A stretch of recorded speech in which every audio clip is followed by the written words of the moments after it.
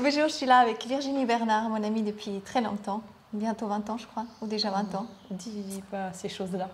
Et Virginie, oh là là, c'est difficile à l'expliquer parce qu'en fait, elle communique avec les chevaux d'une manière que moi, je n'avais pas du tout connue comme ça avant, mais j'en rêvais de pouvoir communiquer d'une manière différente, de ne pas seulement se mettre sur le cheval et commencer à monter comme tout le monde le fait, mais vraiment l'écouter.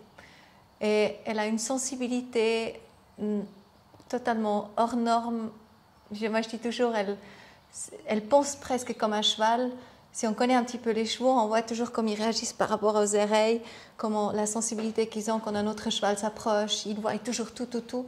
Et elle voit toujours chaque réaction d'un cheval. Elle interprète et instinctivement, en fait, ce qu'elle a besoin de faire pour se faire comprendre. Et tous les chevaux, ils se soumettent presque à toi très très rapidement. Et j'ai toujours l'impression que tu as cette sensibilité d'une lame de rasoir, en fait. Parce que moi, je ne l'ai pas du tout. Donc même si je suis avec toi depuis très longtemps déjà, jamais j'arrive à cette sensibilité. Même c'est sûr, je les vois d'une autre manière maintenant. Et j'ai vu ce que tu fais, même avec tes chevaux de Grand Prix. Des chevaux qui tirent leur propriétaire, voilà, ils n'arrivent pas à les tenir. Et toi, tu viens et tu leur parles. Et ils gagnent encore beaucoup plus. Donc c'est fou. Tu es vraiment incroyable. Moi, j'aime... Depuis que je te connais environ, je dis que tu es à la Bouddha des chevaux. Je crois que c'est un peu ce que fait un Bouddha avec quelqu'un quand il arrive chez quelqu'un, c'est que la personne, elle se transforme, il y a quelque chose qui se passe. Et je crois que c'est ce qui se passe avec toi, avec tous les chevaux alors. Non, je pense que voilà. Tu ne taris pas d'éloges à mon sujet. Ça fait beaucoup de bien à l'ego, mais il faut savoir raison garder. Donc non, mon travail, il est simplement... je suis simplement... Mais en fait, voilà, qu'est-ce que je suis? Donc ça, c'est un peu la difficulté, c'est à savoir mettre un mot. J'ai jamais réussi à mettre un mot sur ce que je fais. Et je dis très vulgairement que je suis dresseuse. Ça plaît absolument à personne, à part aux gens qui ont envie d'avoir un cheval qui est bien dressé. Mais à l'heure actuelle, on n'aime pas tellement ce mot qui est très péjoratif. Ouais, mais non, tu n'es pas dresseuse. On me dit, tu es comportementaliste, tu es chuchoteuse, tu es éthologue, tu es l'amie des animaux. Communicatrice, justement. Voilà, communicatrice, etc. Traductrice aussi. Aussi, beaucoup. Et en fait, je redis non. Non, je suis dresseuse, que ça vous plaise ou non. C'est comme ça que je considère en fait mon métier. Il ne faut pas se voiler la face. Je suis quelqu'un qui va entreprendre un travail sur un cheval de manière à ce qu'il réponde le plus positivement possible à nos demandes. Qu'on mette le nom qu'on a envie de mettre pour soulager sa petite conscience personnelle. Moi, je n'ai pas envie de la soulager. Je sais ce que je fais. Je suis là pour dresser un cheval, pour optimiser la qualité de la relation avec nous, pour optimiser sa qualité de vie, sa qualité de bien-être, pour optimiser ses performances physiques et mentales. Parce qu'on oublie un petit peu souvent les performances mentales d'un cheval, alors c'est clair que ce n'est pas un animal qui a un gros cerveau et des grosses déductions et des grosses réflexions, mais il a un cerveau, et le problème principal d'un cerveau d'un cheval, c'est qu'il fonctionne à peu près à l'inverse du nôtre. C'est-à-dire que c'est un animal qui va réagir comme une proie, elle va fonctionner comme une proie, et nous sommes des super prédateurs, qu'on le veuille ou non, qu'on soit vegan ou non, antispéciste ou non, on est des prédateurs pour eux et on va toujours agir en tant que tel. J'ai travaillé avec des gens qui avaient 30 ans de yoga derrière eux, un amour invétéré pour les animaux, une patience inouïe. Ils avaient tous des réflexes extrêmes de prédateurs. Donc, malgré toutes les théories, c'est des réflexes conditionnés, instinctifs. C'est quoi, par exemple, un tenir. réflexe? Tenir, par exemple. Ouais. Un exemple parmi tant d'autres, mais tenir. Le prédateur, il tient. la proie, elle a aucune notion de tenir, de retenir, de maîtriser. Aucune, ça n'existe pas. Donc déjà, ça, c'est le premier vrai problème en équitation ou dans le milieu, justement, où même des gens viennent avec la plus belle volonté du monde d'être fin dans la finesse avec leur cheval et qui finalement sont cramponnés à leur corde. Et quand je leur demande de faire des exercices anodins en tenant la corde entre deux doigts, ça leur est totalement impossible. Même s'ils ont un niveau équestre extrêmement élevé. Ça n'a rien à voir avec leur niveau équestre. Ouais. Donc c'est anti-humain. Oui. Et comment c'était arrivé? J'étais la pire des humaines. Moi, je voulais dresser, maîtriser, soumettre. Pendant, je ne sais pas, inconsciemment, hein, je pense, mais toute ma vie, je l'ai fait en cherchant à être toujours de plus en plus fine et en me remettant en question en permanence, en me disant, mais attends, ce que je fais là, est-ce que ça nourrit le cheval, ou est-ce que ça nourrit mon ego, est-ce que ça nourrit le cheval, ou est-ce que ça nourrit mon ego? Mais si on revient à la base, tu as quand même déjà une sensibilité extraordinaire parce que tu es partie dans la forêt. C'est ce que tu dis. Non, tu es quand même partie dans la forêt avec ton cheval sans qu'il soit attaché. Tu as dormi dans la forêt. Mais j'ai fait ça. Une sensibilité. Je partais avec mon cheval avec rien du tout. Et puis tu marchais, tu faisais quelques pas, il faisait quelques pas, tu t'arrêtais, s'arrêtait. Ouais. Et en fait, vous étiez totalement en osmose les deux. Mais ce n'est pas totalement une osmose. Quelque part, c'est aussi du dressage. D'accord. Quelque part, pour moi, c'est aussi du conditionnement. Ça, c'est intéressant. Ouais, c'est là que ça devient intéressant parce qu'on peut jouer là-dessus en disant, mais tu vois, je ne fais qu'un avec mon cheval, il écoute, je respire, il avance. Et j'en connais, et c'est des jolies théories, mais moi, non. Moi, je suis humaine. Moi, je suis une terrienne. Je ne suis pas une extraterrestre, je n'ai rien de spécial. J'ai bossé comme une dingue pendant 25 ans avec le unique but, c'est de les comprendre. Oui, c'est ça. Pas le but de gagner des compétitions. C'est pas le but de faire des spectacles pour me mettre en valeur sur leur dos. C'est pas le but de gagner de l'argent au profit de la vente de chevaux, de l'élevage ou même de donner des cours. Mon but, je n'ai jamais perdu. Mais ce qui se passe, c'est ça qui est très beau, parce que le cheval, il se fait comprendre. Donc le cheval, du coup, toi, tu le comprends, mais le cheval aussi, il comprend quelque chose. Bien sûr, comme tu dis, le cheval, il se fait comprendre. Mais c'est là où le bas blesse. Je connais personne.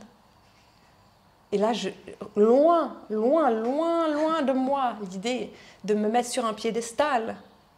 Mais je ne connais personne qui comprenne et qui entende, les chevaux.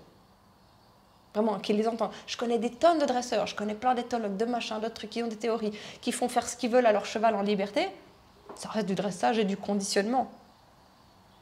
Mais la subtilité extrême de cet animal, qui n'a pas grand-chose pour discuter finalement. Hein, il a pas grand-chose, il a un corps, mais dans la gestuelle, elle est très complexe à comprendre. Alors on va très vite tomber dans l'anthropomorphisme, où on va vite prendre pour acquis les choses qu'on a envie de comprendre. Moi, la plupart des gens que j'ai rencontrés dans ma vie, ils ont toujours fait parler les chevaux pour eux. Oui, mais mon cheval, il aime ci. Oui, moi, il aime ça. Moi, il adore ci. Moi, il déteste ça, puis il aime ça. Et puis, il suffit qu'il me le prête une demi-heure ou 10 minutes, parfois moins, pour que je leur prouve l'inverse. Oui, c'est fou. Alors j'ai juste envie de leur dire, mais non, vous ne les connaissez pas. Vous faites juste des projections de ce que vous avez envie que cet animal vous renvoie. C'est un peu le principe de l'animal de compagnie. Mais qu'est-ce qui se passe après? Un petit peu moins chez les compétiteurs. Quand tu travailles avec le cheval, tu commences à le comprendre, tu le comprends. Il te comprend. Il y a un échange. Il ne me comprend pas très bien au début. Mais il te respecte. Tous les chevaux que j'ai rencontrés jusqu'à maintenant, ils te respectent. Il y a un étalon, il peut avoir des juments en chaleur juste à côté et ils ne sont même pas attirés parce qu'ils sont avec toi à 100%. Oui. Donc, en fait, ils sont hyper contents parce qu'ils ne doivent pas les saillir. Je les vois mâcher à côté de toi et ils se reposent, en fait, à côté de toi parce qu'il n'y a pas leur instinct qui les pousse à aller justement faire l'acte. Donc, c'est un truc de fou. L'effet que tu as sur les chevaux, c'est... Je suis une castratrice, c'est ça? Non, mais c'est incroyable. C'est un truc avec les étalons, c'est fou. Avec les entiers, c'est assez... En fait, ça parle. Plus le cheval va être sensible et excité, plus il va être facile à calmer. C'est un hypersensible, ça pète vite, ça montre beaucoup, comme un pur sang arabe, hein, par exemple, qui va vraiment montrer tous ces... Et en fait, c'est les chevaux souvent les plus faciles à calmer. Donc après, il y a un effet... voilà, quand tout d'un coup, ils ont compris qu'ils étaient en sécurité et que ce n'était pas leur rôle de saillir, parce qu'il suffit de quelques gestes pour leur faire comprendre que ce n'est pas à eux. Et ce n'est pas des gestes, ce n'est pas taper sur la tête avec un bâton, hein, c'est juste des gestes, c'est juste une manière de bouger. Ils le comprennent très vite, ou pas, parce que ça peut arriver qu'un cheval soit dans un conditionnement à ne plus écouter les mouvements de l'être humain depuis tellement d'années que des fois il faut quelques heures ou vraiment quelques heures ou quelques jours parfois pour que le cheval il veuille bien lâcher tous ces conditionnements à ne plus écouter l'humain et sa gestuelle désordonnée qui ne veut finalement rien dire, qui n'est pas cohérente, pour finalement comme dire ah, attends voir, peut-être cet humain-là, il est calme et il est constant, quoi que je fasse. Donc peut-être là, il y a des informations qui vont commencer à être un peu plus claires à comprendre dans son comportement. C'est à peu près juste ce que je fais. C'est qu'il faut rester, la plupart du temps, il faut être calme et il faut essayer de nettoyer. J'appelle ça toujours du nettoyage. Hein. C'est un peu grossier, mais c'est vraiment ça. Pour enlever un petit peu toutes ces mauvaises fréquences. C'est la même chose que chez nous, c'est des filtres aussi. Nous, on a plein de filtres depuis qu'on est tout petit, dans l'éducation, etc. Des conditionnements, moi j'appelle ça, ouais. Ouais, c'est ça. Puis on va voir du monde qui nous aide à enlever ces filtres de plus en plus pour venir de plus en plus chez nous. Juste nous-mêmes. Et ça, j'avais même compris, avant de comprendre ça, j'ai compris comme tu travailles. Je me suis dit, oh, il faudrait une Virginie pour tout le monde, en fait. Mais non, ou un enfant de 2 ans, quoi. Vous lâchez un enfant de 2 ans dans un paddock, on ne le fait pas par sécurité, mais je suis sûre que si vous le faites, les chevaux, ils l'écouteront tout aussi bien. En fait, la difficulté de mon travail, c'est pas un don, c'est pas tout ça. La difficulté, c'était de travailler dans les chevaux sans me faire rattraper par l'ego, sans me faire rattraper par l'esprit de dominance qu'ont les cavaliers, qu'ils le veuillent ou non. Et puis de revenir finalement, en restant dans ce milieu, de revenir à cette simplicité, ce non-besoin de convaincre, de chercher absolument à maîtriser en fait, par la force des choses, juste en demandant simplement. Et on fait des miracles avec ça, mais c'était un gros travail pour moi. J'ai quand même passé par toutes les phases, hein, je ne le cache pas. Non mais c'est fou. Ce qui est fou aussi, c'est que tu dis c'est plus facile pour toi parce que tu étais quand même souvent appelée en Nouvelle-Zélande, tu étais appelée aux États-Unis, tu étais en Afrique pour aller travailler avec des chevaux qui ne veulent pas se laisser dresser. Et tu dis souvent... Ou plus généralement, ils ne veulent plus. Parce que les chevaux qui n'ont jamais eu affaire à l'humain, ils sont très faciles à dresser. C'est les plus faciles de justement, tous. Mais tu as eu quand même l'exemple de Nouvelle-Zélande où il y avait un cheval qui ne voulait absolument pas se laisser dresser. Mais il avait été capturé et torturé. Ah oui, d'accord, ok. 2 fois. Il ne voulait pas se laisser rattraper même en fait. Ah non, on ne pouvait plus du tout l'attraper. On ne pouvait plus le toucher. Et toi, ils t'ont fait venir et... Oui, c'était pas simple, hein, parce qu'ils l'ont vraiment, ils l'ont pas raté, on va dire. Mais, oui, c'était fantastique. En une vingtaine de jours, il était même débourré, on va dire. Et puis ça s'est extrêmement bien passé. Mais j'ai d'abord dû faire du nettoyage, comme j'appelle ça, du nettoyage de traumatisme. Et après, comment il a repris, ou la propriétaire, comment elle a repris après avec ce cheval? Sans aucun problème, parce que dans mon processus, en fait, je vais nettoyer ce qui est au niveau cellulaire. C'est ça. Donc, on va vraiment discuter avec les cellules traumatisées, qu'elles soient physiques, mentales, psychiques, relationnelles, et on va les remettre à niveau, on va les rétablir jusqu'à ce qu'elles ne soient plus là, pour pouvoir après construire ce qu'on a envie de construire dessus. Donc, généralement, quand je rends un cheval, si j'ai pas eu le temps, souvent, j'ai pas eu le temps de mettre du dressage ou quoi que ce soit dessus, ou un nouveau conditionnement, mais mon but, c'est en tout cas de le rendre avec le plus de niveaux nettoyés. D'accord. Le but ultime, c'est... Je ne veux pas dire que je peux nettoyer tous les niveaux, mais plus on me le laisse longtemps, plus je vais aller en nettoyer les couches. Ouais, ça c'est clair. Moi, je veux pas... On peut dire à la fin, le cheval, il revient un petit peu comme à son état naturel. Non, parce qu'il n'a jamais été dans l'état naturel. D'accord. Depuis sa naissance, il est conditionné d'être dans un box ou dans un parc, d'être licolé. Mais il se ressent justement. Parce que souvent, le cheval, il ne sent même plus quand tu le touches. Au début, Ouais. quand tu commences à bosser avec, ils ne sont pas quand tu les touches. Ça dépend les chevaux. Ouais. Et après, tu fais juste déjà comme ça, un petit mouvement et le cheval, il peut déjà avoir une grande réaction. Oui, alors ça va être au niveau de la sensibilité. Oui. C'est clair que plus on va mettre nos mains sur un cheval, et encore pire, là où je me bats depuis des années, c'est sur l'imprégnation, plus on va le mettre les mains tôt dessus, plus on va lui enlever cette enveloppe de sensibilité, jusqu'à la réduire à sa propre enveloppe physique. Donc ça veut dire qu'un cheval, on ne pourra pas obtenir de lui quoi que ce soit tant qu'on n'aura pas frappé son enveloppe physique. Wow. Et si on l'a trop imprégné jeune, on ne pourra même pas. Je pourrais rien faire. À ce niveau-là, c'est déjà cassé, ça se casse à la naissance. Par contre, si c'est un cheval qu'on a beaucoup manipulé ou touché, mais qu'on n'a pas touché à la naissance, cette sensibilité, elle était là, elle est omniprésente. Donc moi, je vais juste aller la chercher, parce que déjà, c'est pas facile, ils ne veulent plus nous la donner. Mais une fois qu'ils ont compris et qu'ils nous la donnent, on peut l'agrandir ou la désensibiliser. On peut désensibiliser ou resensibiliser des zones ou des états d'esprit, des états émotionnels, un peu comme on veut. Donc de nouveau, ça devient un peu une pâte à modeler qui est de nouveau, où elle est toute dure et ficelée, et de nouveau toute neuve, et puis on peut aller remodeler ce qu'on a envie. Moi, moi, j'appelle ça quand même du dressage et du reconditionnement. J'ai vu beaucoup d'exemples. C'est pas très poétique. Je t'ai beaucoup suivi aussi. En même temps, j'ai beaucoup suivi Virginie par rapport à plein de chevaux qui sont arrivés avec plein de problèmes. J'ai vu que, pour moi, tu avais quand même soigné les 100% des chevaux. Les chevaux qui n'arrivaient pas à rentrer dans le van, les chevaux qui avaient peur de passer une porte, les chevaux qui s'enfuyaient avec leur cavalier. Tu as à chaque fois réussi à... C'est quand même fou. C'est pas fou, c'est mon métier. Oui, mais c'est quand même fou. Mais mais chacun son métier. Mais en fait, ça n'existe pas parce que tu n'as pas pu l'apprendre par quelqu'un. En général, on apprend toujours par quelqu'un qui nous l'enseigne. Non, c'est pas vrai. J'ai appris de ce qu'il fallait pas faire. Déjà, pour commencer, des gens. Ils m'ont beaucoup appris, les gens. D'accord. J'ai beaucoup observé. D'accord. J'ai beaucoup observé, surtout jeune, enfant. J'étais obligée de travailler prendre des cours dans des centres équestres et des choses comme ça. Donc là, j'ai vraiment vu ce qu'il fallait pas faire. D'accord, oui. Un peu ce qu'il fallait faire aussi quand même, je leur accorde, mais à l'époque, j'étais pas prête à l'admettre. Et puis, ensuite, je me suis un peu terrée, je me suis un peu fâchée avec tout ça et je me suis enfermée dans... Déjà, je suis partie dans la randonnée, la nature. Pour moi, le cheval, c'était un animal qui était heureux que dans la nature, dans les balades. J'en suis bien revenue. Ce n'est pas le cas, à mon avis.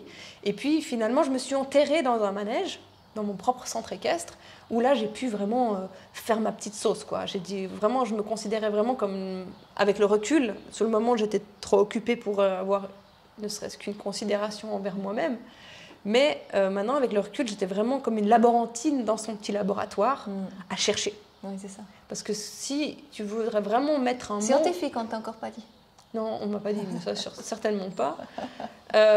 Mais si on veut vraiment mettre un mot sur ce que je fais, sur ce que je suis en tout cas, il y a un seul mot où je suis d'accord, c'est chercheuse. Ça, c'est clair. J'ai jamais fini d'apprendre et je cherche en permanence. Aussi. Ouais, peut-être. J'ai peut-être des choses et des évidences qui d'un coup nous sautent aux yeux, puis tu n'en avais pas vu depuis longtemps. Et puis, c'est ça, c'est d'un coup trouver ce qu'on ne voyait pas, peut-être depuis si longtemps.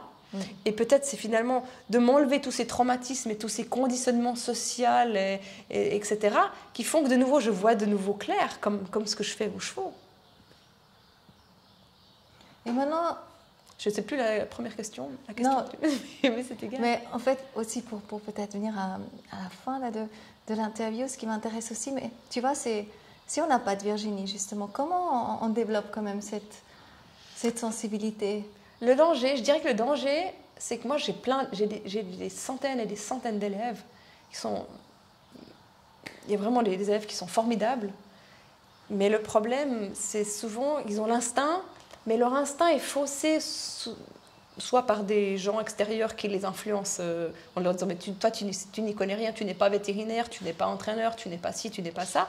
Du coup, ils se renferment un peu sur eux-mêmes, parce qu'au fond, ils sentent ce que le cheval essaie de leur dire, mais ils ne savent pas comment l'interpréter après, parce que c'est des prédateurs. Et donc, ils vont interpréter ce qu'ils ressentent, je pense, sincèrement. Ils vont interpréter sincèrement ce que le cheval a à leur dire, Sauf que ça sera tronqué par la différence entre notre cerveau de prédateur. Et comment ils font à ce moment-là? Ben là, ils sont un peu perdus. Et c'est là que c'est dommage. Il y a quand même beaucoup de personnes qui... il y a... Ça va, je veux dire, oui, on a une belle vie avec notre cheval comme ça, mais je pense que ça peut être encore beaucoup plus intense.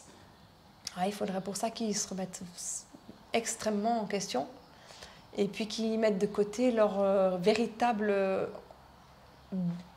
amour du cheval, besoin d'être avec un cheval. De nouveau, on doit se poser la question, pourquoi je suis avec un cheval? Est-ce que c'est parce que je suis mieux avec les animaux qu'avec les humains qui représentent quelque chose que je n'aime pas? Donc ça veut dire quelque part, je ne m'aime pas. Je ne m'aime pas, donc je fais de l'équitation. Il y a aussi, je vais vraiment dans les méchamment résumer les grandes lignes, mais quelque part il y a de ça. Après, c'est beau aussi de voir que justement notre amour il est accepté chez les animaux. Oh oui, il est accepté. Et puis, on peut vraiment donner. Et ils n'ont pas toujours le choix non plus. Mais chez les humains, c'est plus dur en fait, parce qu'on a tellement de l'amour débordant des fois. Oui, puis de nouveau, c'est compliqué à répondre à ça parce que toi, tu pars dans ton rayon de soleil. D'ailleurs, le soleil arrive dès que tu parles d'amour. Mais moi, je suis plus terre à terre en me disant, mais non, parce que, enfin, pas non, mais je suis un petit peu plus... on va de nouveau prendre l'amour qu'on a besoin, on va imaginer plein de choses qui nous font du bien. Mais l'animal, lui, on ne va jamais vraiment fondamentalement savoir ce qu'il a à nous dire. Je ne compte plus le nombre de fois où je sors d'une séance avec des gens fantastiquement bons et doux, avec des chevaux qui souffrent vraiment fort, physiquement, de lombalgie ou de je ne sais quoi, et personne n'en savait rien. Malgré tout leur amour, malgré le fait que... Et c'est un peu ça qui me... C'est dur, ça. Et c'est ça qui est difficile. Donc pour moi, le but, c'est de réussir dans le milieu de l'équitation, réussir à simplement dire aux gens, ok, réfléchissez juste à pourquoi vous êtes propriétaire d'un animal et pourquoi vous montez dessus et est-ce que c'est pour vous faire du bien en balade, c'est pour les sensations qu'il vous procure, c'est pour votre ego, c'est pour... voilà, tout ça c'est normal, c'est humain, c'est basique. Mais ce n'est pas dans ce chemin-là qu'on va vraiment entendre cet animal. Et quel est justement quand même le chemin pour quelqu'un qui n'a pas, comme toi, cette sensibilité, cet apprentissage, cette expérience aussi? Comment il va pouvoir s'approcher maintenant d'un cheval d'une nouvelle façon? À reculons. Déjà en ralenti. Et puis en prenant conscience qu'on a déjà une influence démentiel sur cet être du moment qu'on entre dans l'écurie ou dans son parc, du moment qu'on passe une barrière, du moment qu'on rentre dans l'intention d'interagir avec lui. On est en train de parler à sa copine, on est en train de parler d'autres trucs, on est en train de se dire bon, je me réjouis d'aller sauter, je me réjouis d'aller faire ci, je vais aller en balade, il fait beau, il faut que je me dépêche. On est à côté, on est toujours à côté. Moi, je vois les gens, ils préparent leur cheval n'importe comment, ils les brossent, des fois ils les insultent, des fois ils les poussent, ils s'énervent, et enfin, des fois, presque toujours. Et puis finalement, ils le scellent, ils le brident, ils montent dessus, ils préparent, ils vont dans la carrière, et puis là, tout d'un coup, ils attendent pour le cours, et puis ils font ah, je suis bien, je suis en harmonie avec mon cheval, je suis prêt. Mais je leur dis, mais descends, le cours est fini. Ah oui, j'ai perdu beaucoup de clients dans ma vie. Oui, c'est un fait. C'est pas grave. Je me dis, mais le cours est... Et quoi? Comment ça? J'ai pas payé? Si. Du moment où tu es arrivé dans le box et que tu as monté sur ce cheval, il s'est passé des milliards d'informations. Tu n'as pas été là. Et moi, là, maintenant, je te fais descendre et je te dis que le cours est terminé. Et ça va te marquer. Et c'est sûr que tu vas réfléchir à... La prochaine fois, ça va te faire... réfléchir à comment en fait juste l'approcher, lui parler, lui mettre la main sur son corps, la manière dont tu vas le harnacher, le préparer, tout. Donc après, j'ai juste envie de dire que l'enfer est pavé de bonnes intentions. Alors il faut faire attention à ne pas se convaincre que son cheval est le plus heureux parce qu'il a un ballon dans son box, parce qu'il a un grand prix et des copains avec qui jouer, ou parce qu'il a gagné le concours de samedi. Voilà. Je leur souhaite que leurs cavaliers ou propriétaires prennent conscience déjà simplement de ça. Et ce serait déjà un énorme pas. Merci Virginie. Rien, magnifique.